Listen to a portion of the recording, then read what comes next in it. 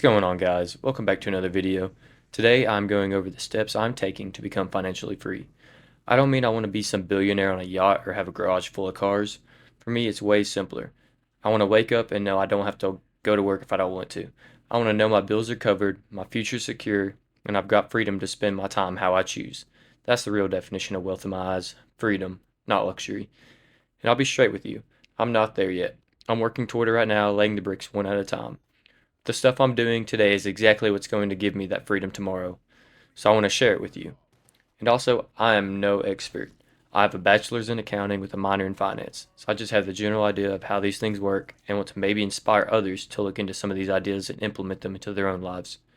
Before we get into it, go ahead and subscribe to the channel. I'm trying to build momentum on this account, so it'd be very much appreciated. Okay, so everything starts with a foundation, and the foundation is discipline. If you can't live below your means, you'll never be free, no matter how much you make. I've seen it firsthand. I had a buddy get his first good paying job out of school, and within months, he had a brand new truck, expensive clothes, and he was out every weekend. On the surface, it looked like he was doing well, but behind the scenes, he was drowning in payments. His raise just upgraded his prison. It didn't free him. We call that lifestyle inflation. I took that as a warning sign. That's not the life I want. So for me, living below my means isn't just about saving money, it's about protecting my freedom. Every time I don't swap my card for something dumb, I'm buying myself more options later.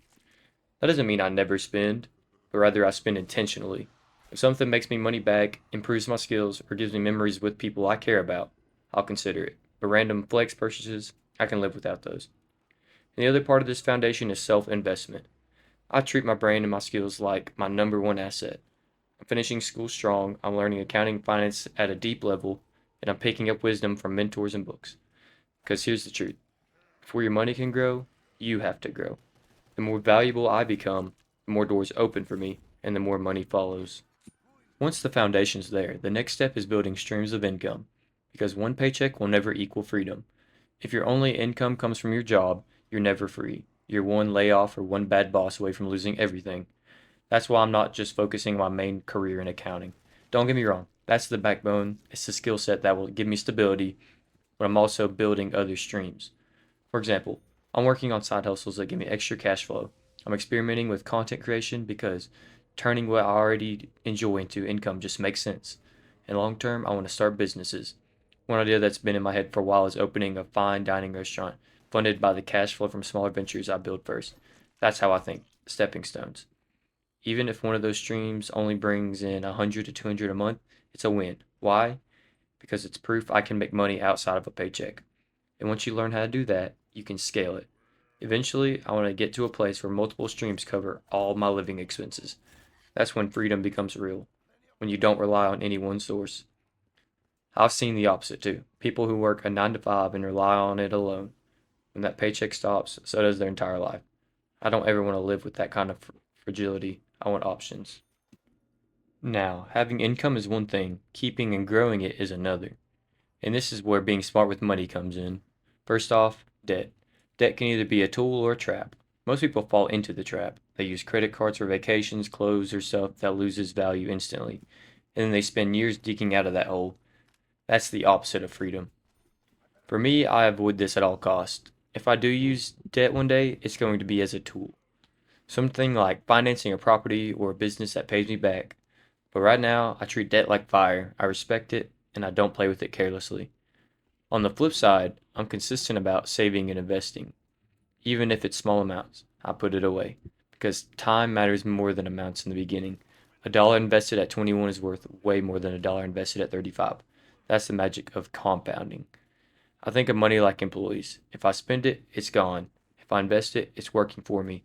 And the goal is to have an army of dollars working 24/7, even while I sleep. And here's the thing: I don't invest blindly. I want to actually understand where my money is going and why. I don't just throw it in because someone said it's a good idea. That knowledge protects me from mistakes that could wipe me out. And I've learned a lot of this by watching my own family. Growing up, I saw the stress that money problems caused. It wasn't about greed, it was about survival. And that shaped me. It made me realize I don't want to live paycheck to paycheck.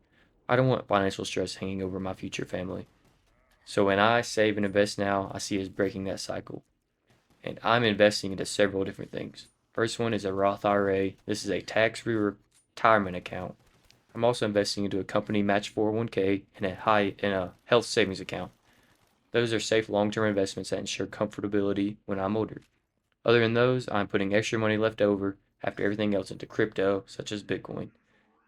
I see this as more gambling and investing, but I plan to put a little in every month and hold it for a while because it is a high risk, high reward type of thing. I know it's hard for most people to let go of some of the money left over after bills and whatnot, but I will promise you that investing is well worth it. The last part is mindset.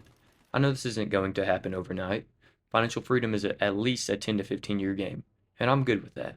It's like working out. You don't live for a month and suddenly look like a bodybuilder. You show up, stay disciplined, and trust the process. That's how I treat money. But here's something most people overlook: relationships. Who you surround yourself with matters just as much as how you handle money. I make it a priority to connect with people who are ahead of me, people who have already reached levels of freedom I'm chasing. Mentors have already saved me from mistakes. One told me, "Don't try to look rich before you are rich." That line stuck with me. It's easy to fall into a trap of flexing to prove something, but that's a trap that kills your freedom before you ever get there. I'm also intentional about surrounding myself with people who push me forward. If I hang around people who waste money, who complain about being broke, who never think long term, I'll end up just like them. You are the 5 people you surround yourself with the most. But if I'm around builders, grinders, and people chasing freedom, that mindset rubs off on me. This journey isn't just about stacking money, it's about building the habits, the people, and the mindset that make financial freedom possible. So that's what I'm doing right now, building a solid foundation by living below my means and investing in myself, creating multiple streams of income, staying smart with money, and playing the long game while surrounding myself with the right people. It's not flashy. You won't see me flexing cars or jewelry, but what you will see is me building something real. Because freedom doesn't come from looking rich, it comes from being disciplined now so you can be free later. If you're on this path too, drop a comment and share what you're doing to reach financial freedom. And if you're just starting, maybe this gives you a place to begin. At the end of the day, money isn't the goal, freedom is.